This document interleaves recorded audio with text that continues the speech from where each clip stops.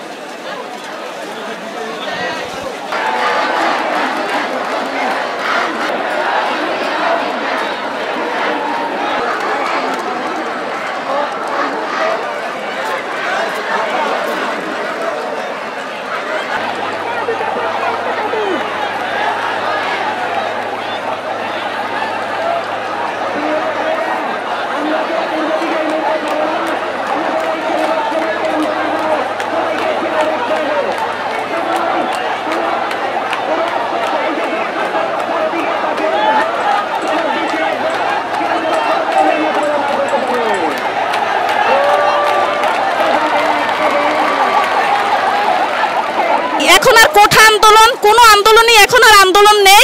এখন সব বাংলার জনগণের, কৃষকের, রিক্সাওয়ালা, শ্রমিক, শ্রমজীবী, চাকরিজীবী সবার একটাই দাবি যে আমাদের এই সরকারের পতন করতে হবে।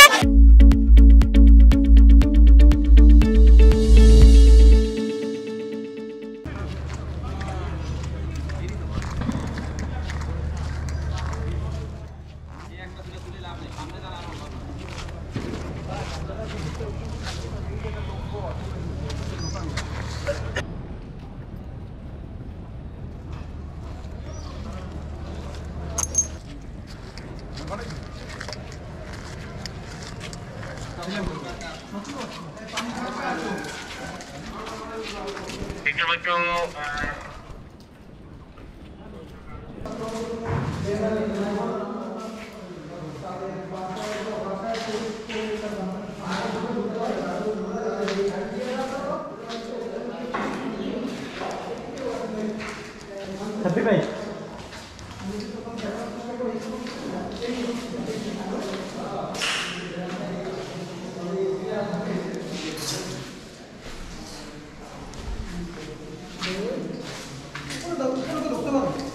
হ্যাঁ এইগুলা পর্যন্ত বানছে।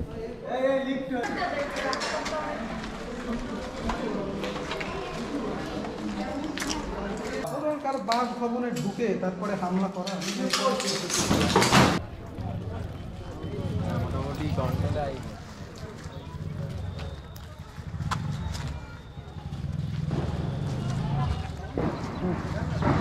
ধরুন